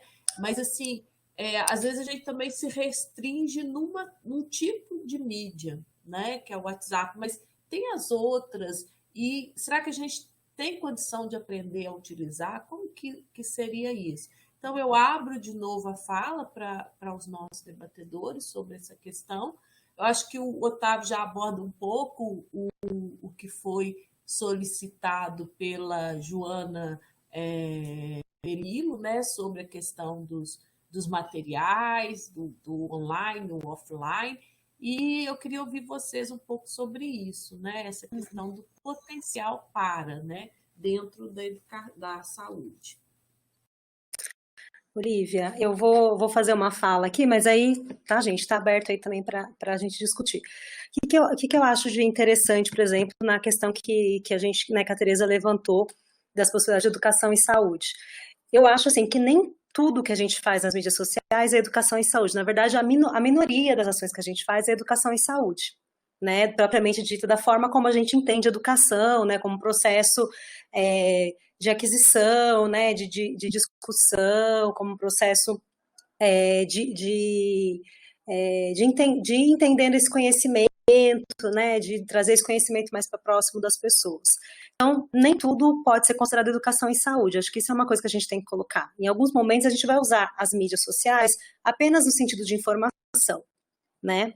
Mas eu vejo alguma potência nessas mídias sociais quando a gente consegue fazer esse trabalho mais longitudinalmente.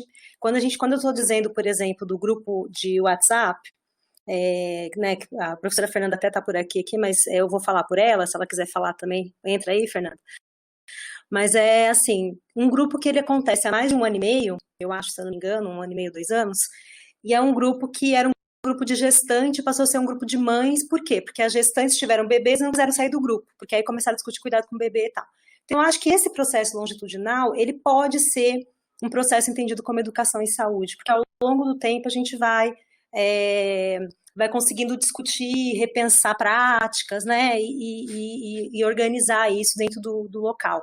Em alguma medida pode ser considerado esse processo.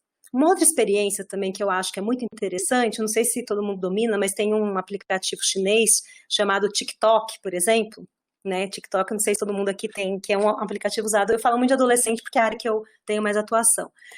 E esse TikTok é um aplicativo que são vídeos curtos de 15 segundos, né?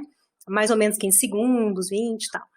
Como é que você pode fazer uso, por exemplo, desse aplicativo para educação e saúde, né? Como eu faço com os jovens, por exemplo. Eu vou construir com eles um vídeo de 15 segundos. A construção desse vídeo é o processo educativo, né? Porque vamos ter que ler, vamos ter que pensar, vamos ter que... como será que isso vai ficar interessante ou não, né? Como que... quem que vai aparecer na filmagem? Não vai aparecer ninguém. Mas, assim, que conteúdo a gente vai abordar em 15 segundos? Então, tem que ter um poder de síntese grande, né? Para chamar a atenção. Tem que ter um domínio do assunto. Então, nesse sentido, com esses jovens, eu estou fazendo educação em saúde, por exemplo, né? Porque a gente vai discutir temas e, dentro desse tema, a gente vai produzir um vídeo de 15 segundos. E como é que é a síntese desse vídeo? Então, eu acho que nem tudo pode ser educação e saúde dentro das mídias sociais. Em alguns momentos, a gente vai fazer apenas informação, enfim, né? Nem tudo pode ser educação e saúde, mas tem potencialidade. E eu acho que a nossa discussão aqui é isso. Como que a gente faz na saúde para potencializar o uso dessas mídias? Né? Eu acho que isso seria uma coisa bem interessante. A gente quis abrir com essa discussão, que não vai se encerrar aqui, até por conta do tempo que a gente tem, mas de exemplos e de formas da gente pensar.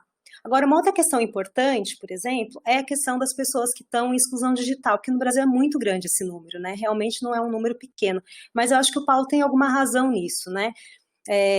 A gente tem sim que usar, eu acho que eu apoio o uso dessas mídias, mas eu penso que não é só a mídia, a gente também tem que pensar em formas para as pessoas que não têm. De repente, um telefonema, né, as pessoas estão tão isoladas que, de repente, você ligar para conversar, para ver como é que elas estão. Isso já, eu tenho um exemplo do pessoal de Goiás, da Federal de Goiânia, o PET Saúde de Goiânia, que eles têm feito ligação para os idosos dos centros de saúde, os que são sozinhos, né, os que estão...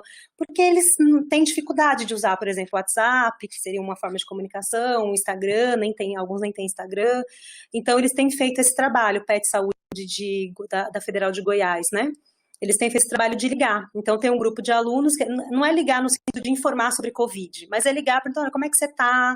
Você está conseguindo fazer sua compra, fazer esse monitoramento do território, discutir como é que está a organização lá, né? Então, eu acho que, assim, não é um processo de educação, mas é um processo de vinculação, de estar próximo, né? Então, acho que a gente tem que discutir essas duas ideias quando a gente fala de mídias sociais, né? A ideia de você estar próximo, quando eu quero usar uma mídia, né? Porque a gente tem intencionalidade no uso das coisas, né? Então, qual é a nossa intencionalidade? É estar próximo e manutenção do vínculo. Então, me serve um WhatsApp, bom dia, bom dia, bom dia, bom dia, cheio de coraçãozinho, como é que vocês estão? Isso me serve, né? Ou eu quero trabalhar com uma forma de educação. E aí, se eu quero trabalhar com uma forma de educação, eu tenho que ter qual é a minha concepção de educação e como é que eu posso propor isso com essas mídias. E são muitas mídias, né? Então, eu acho que eu gostaria de falar isso. E eu achei, assim, a colocação da Joana, com a preocupação dela de como pensar o retorno escolar, eu acho que ela tem essa preocupação muito com os alunos da rede municipal de Itabirito, né? Como é que na rede municipal, né, na cidade lá de Itabirito, isso é possível. Então, eu fico pensando assim, Joana, talvez a gente possa, né, eu acho que o Paulo trouxe algumas contribuições bem importantes no debate, mas a gente tem as salas dos municípios também.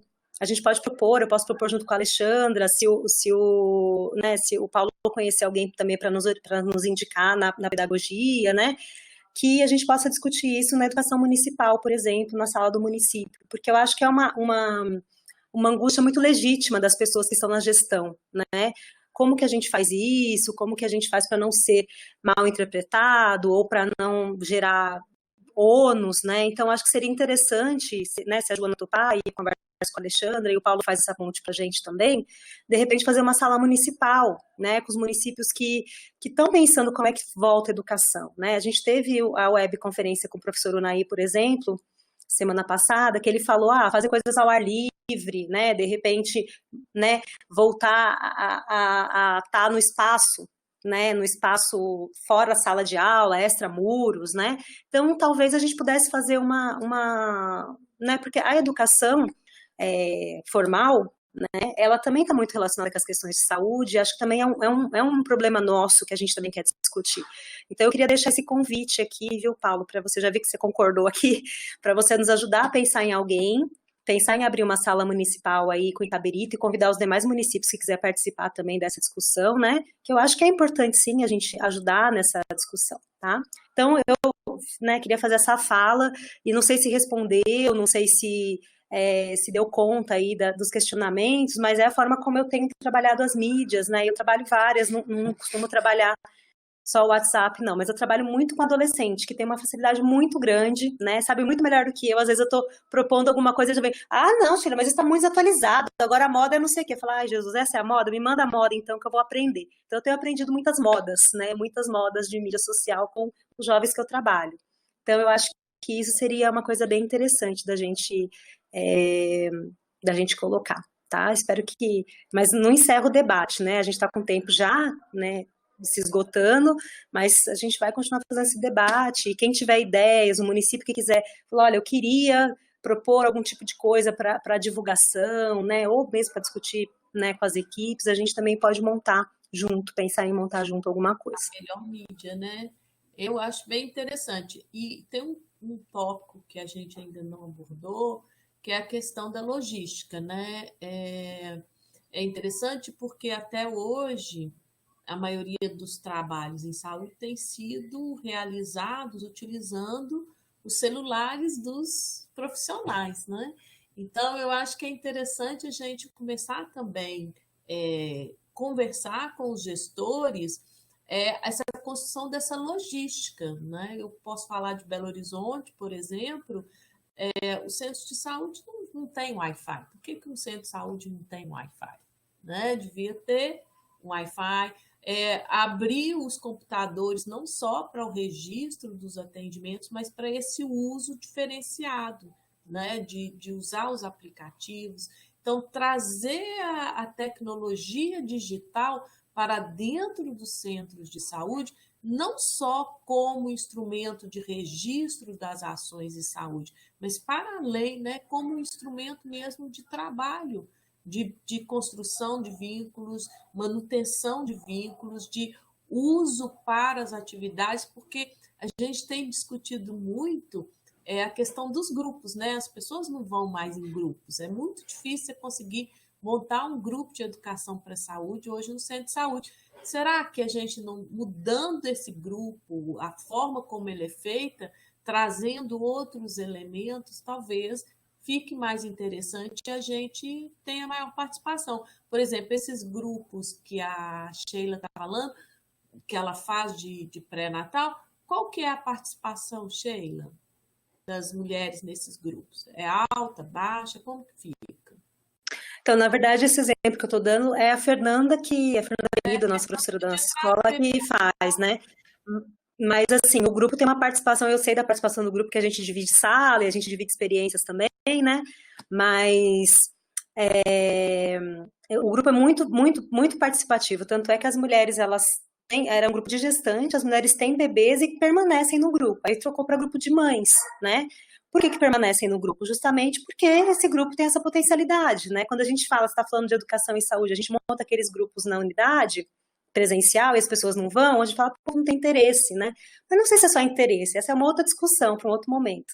Mas a gente percebe a facilidade de participação de algumas pessoas, né? Como até a Tereza colocou, é importante a gente pensar nesse letramento digital, né? Tem todas essas nuances, mas eu acho que é muitíssimo interessante desse ativo. A Joana está colocando aqui para a gente, né? A Joana lá de Itabirito está colocando que ela participa de um grupo também, né? Coordenado por doulas, e que as mulheres têm uma participação super interessante. Eu acho que é isso mesmo, assim. Acho que a participação ela é grande, né? A Lívia Kozer trouxe também uma outra discussão importante, que é a questão da participação via mídia social, né? Então, os movimentos sociais, eu acho que eles tomaram as mídias né, sociais de assalto. Eu acho que foi um grande, vamos dizer assim, evento de mudança, né, de comportamento que a gente tem hoje, é a realização tanto da mobilização como da participação social através das mídias. E eu gostaria de ouvir um pouco também, e aí a gente pode caminhar para encerrar, Sheila? Pode? Eu queria ouvir o Paulo e o Otávio sobre essa questão, né, do potencial das mídias sociais na mobilização e na participação social, e aí eles fazer uma apresentação final. Estou vendo aqui a Fernanda colocou uma coisinha. Fernanda, você não quer dividir conosco a experiência de Sabará, né? Tem sido muito positivo. Você podia trazer para nós. Quer falar um pouco? Não, Fernanda, antes da gente... Então, bom dia, quase boa tarde, né, para todos. Então, essa experiência, ela existe no Centro de Saúde Guarani, aqui em Belo Horizonte, desde 2016. É uma troca de experiências, eu digo com mães, né, como a professora Sheila ressaltou, porque são incluídas gestantes e também puérperas, e nós, dentre as várias mídias, a gente escolheu o WhatsApp, foi nossa opção inicial, por ser uma mídia mais acessível, né? Então, diante da exclusão digital, a gente pensou em uma que fosse mais acessível para essas mulheres, então, por isso a escolha do WhatsApp.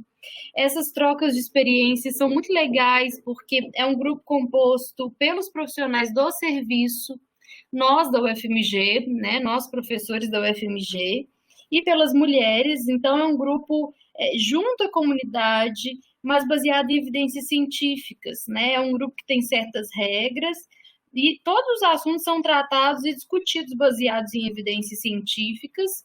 E a experiência tem sido muito positiva, porque tem contribuído para a manutenção de vínculo, além dos processos educativos. Então, além de esclarecer as potenciais dúvidas, né, relacionadas ao funcionamento do serviço, a gente tem conseguido fazer educação em saúde e manter esse vínculo Essa experiência eu tenho replicado em Sabará, no Centro de Saúde Nova Vista, há mais ou menos 1 ano e meio, tem sido muito positiva lá também.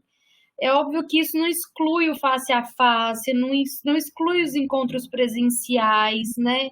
Tanto individuais quanto coletivos, mas tem sido mais uma abordagem para nós da universidade estarmos em contato com a comunidade e com os profissionais.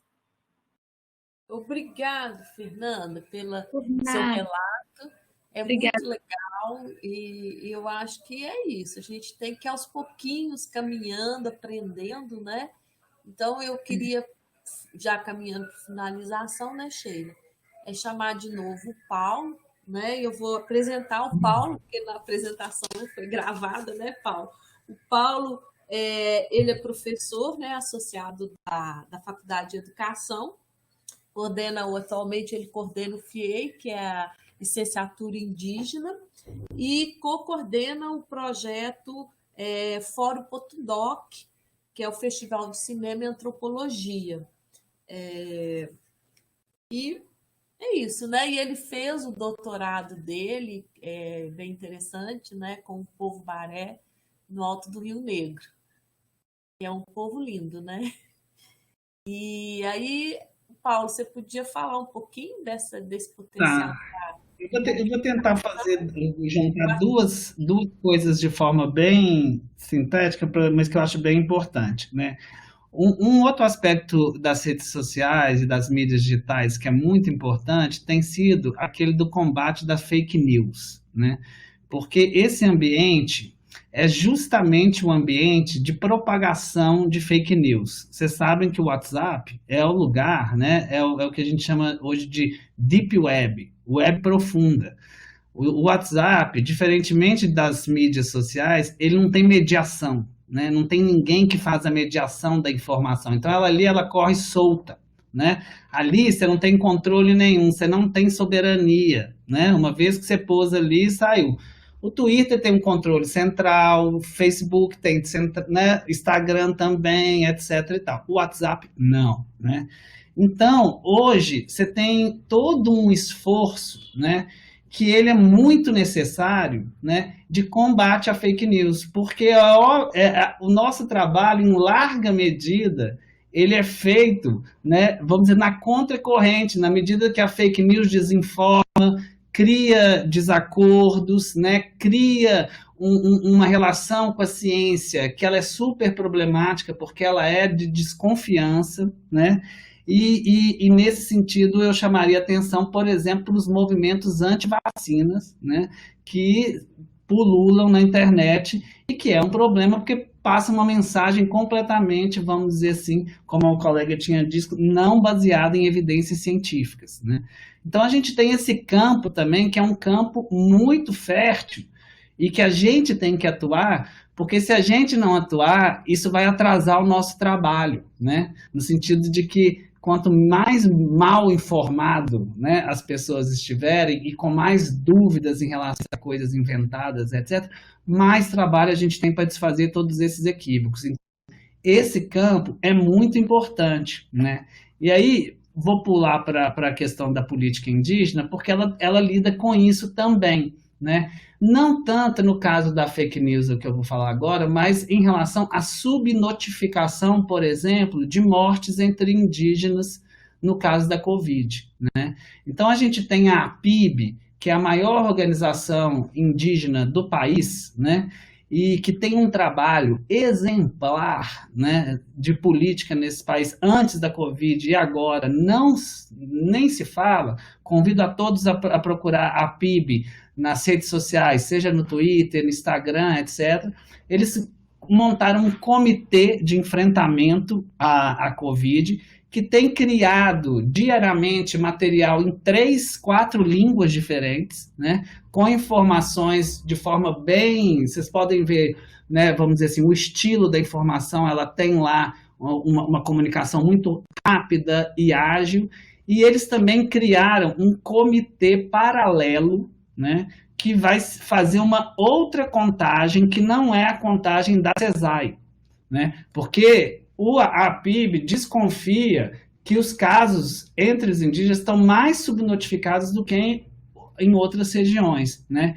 E, por exemplo, pela PIB, a gente está sabendo que está tendo uma ordem de 15% de letalidade entre os povos indígenas, né? Coisa que a gente não vai ficar sabendo pelo Ministério da Saúde, né? Porque o Ministério da Saúde está usando as mídias sociais comemorar quem que se curou, né? Ou seja, eles estão numa outra lógica que não é bem essa. Então, você tem, sim, essa articulação política, né, muito importante, né, de uma política digital, né, de uma política cultural, e aí a gente tem os Instagramers, os influenciadores, no caso indígenas, e também no caso da divulgação científica, do mesmo jeito, né?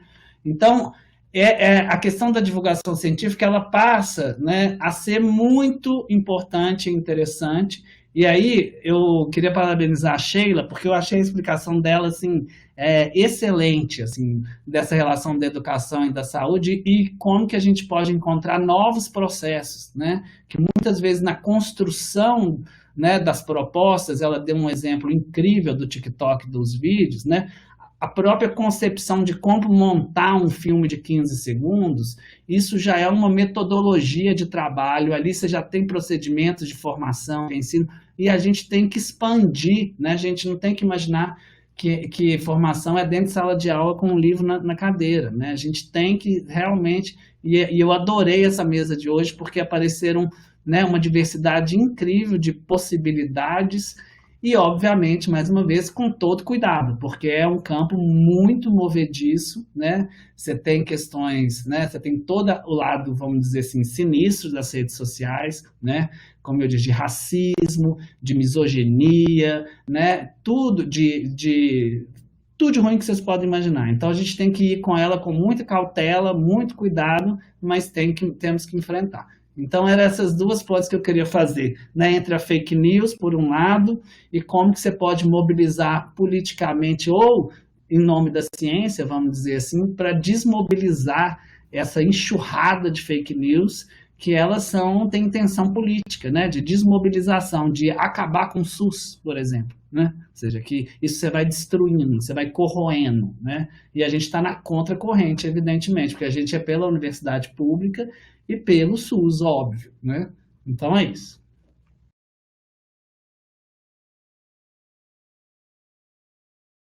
Obrigada, Paulo. E agora o Otávio também comentando sobre essa questão e encerrando a apresentação. Tá aí, Otávio?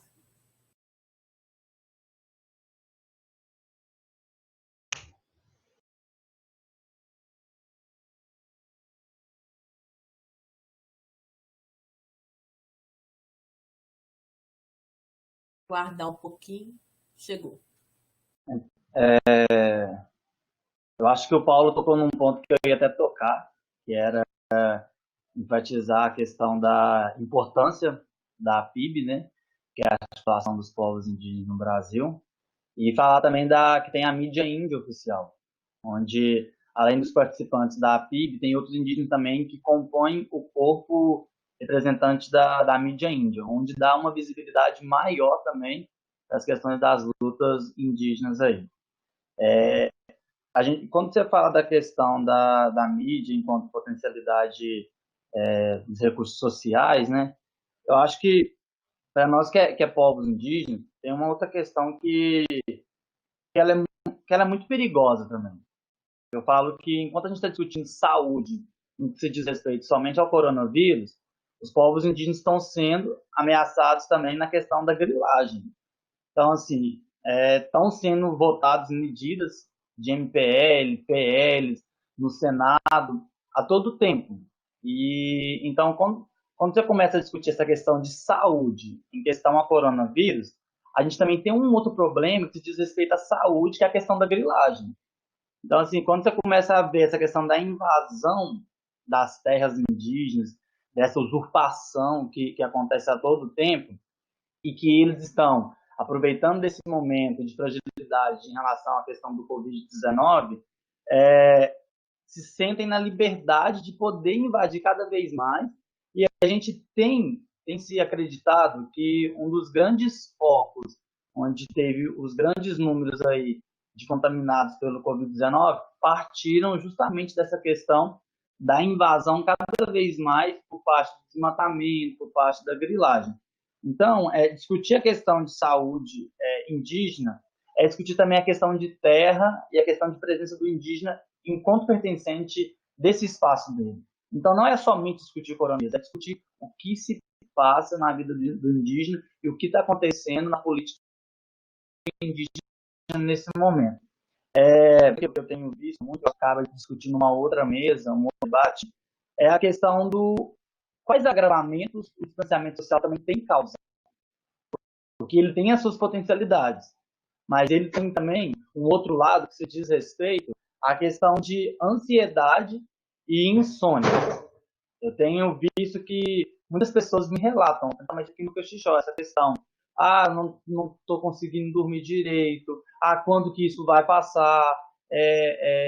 A gente está vivendo um momento de insegurança. Como que isso vai proceder daqui para frente? Então, com certo cuidado também, porque o distanciamento social, além da prevenção, falado, mas como que as pessoas têm se comportado em relação a isso? E eu acho que a gente tem que utilizar cada vez mais dessa mídia social para ela ser também uma questão de entretenimento das pessoas. As pessoas terem o que acessar, terem o que fazer e não somente ficar em casa e esperando como que vai acontecer dia após dia. A social ela tem, mais uma vez, potencialidade para denúncias, né? Quando eu falo na questão da MP, e tanto nessa questão de informação de qualidade. Eu acho que eu encerro a minha fala por aqui, agradeço a professora Lívia, espero que eu tenha conseguido abordar algumas coisas para vocês. Eu acho que a gente tem muito mais do que falar do que apenas nesse tempo de horas. E só queria destacar também Oi? Está cortando um pouquinho, repete essa sua última fala. Eu falei que agradecendo, né, a presença da mesa e pelo convite e falar da importância hoje em dia em se dar voz aos povos indígenas.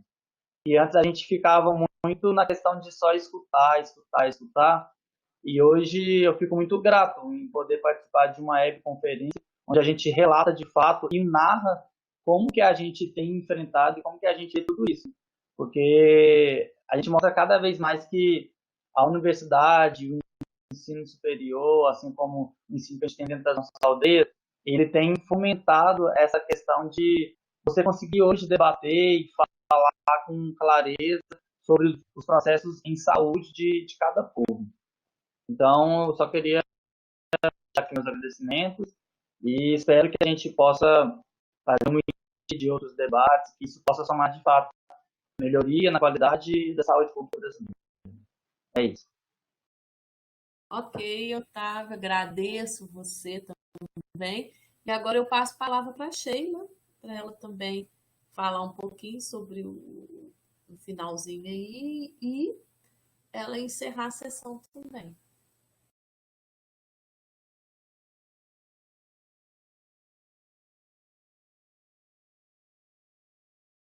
Então, um pouquinho de dificuldade aqui, sair um pouquinho do ar. Gente, eu quero agradecer muito a participação dos nossos colegas, né, dos municípios que a gente tem no interior, né, dizer que aqui é uma ideia, a gente discutir algumas formas e pensar algum jeito, né, da gente estar próximo da nossa comunidade, das pessoas, né, em época de distanciamento social, né.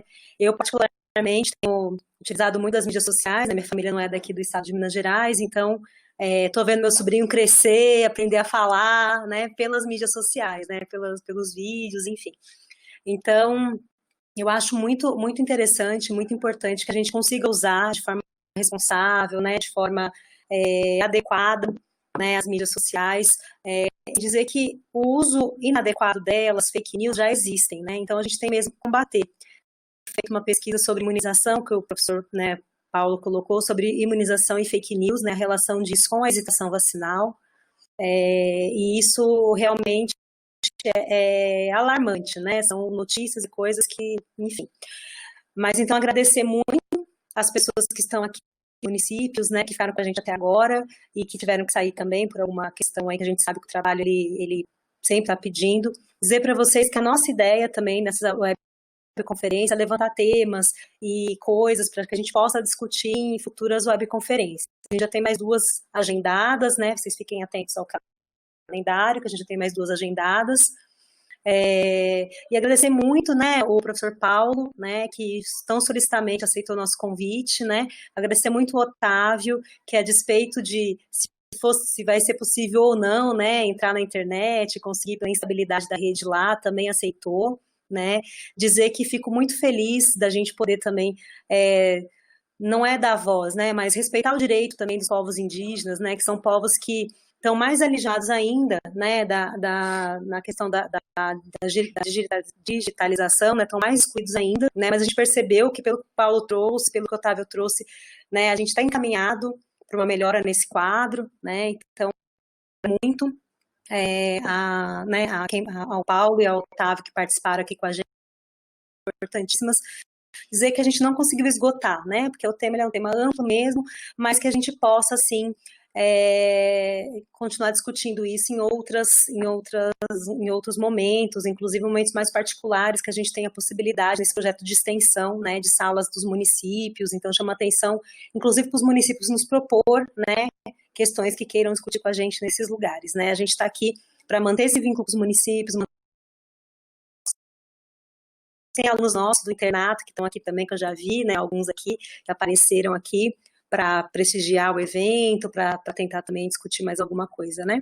Então, agradecer muito, acho que é só agradecimento mesmo, né? E espero que tenha contribuído, assim, de uma forma mais didática, né? E importante, assim, para a organização do trabalho nas unidades. Se alguém quiser falar mais alguma coisa, o microfone está aberto. Alguém quer falar alguma coisa? Quer se colocar?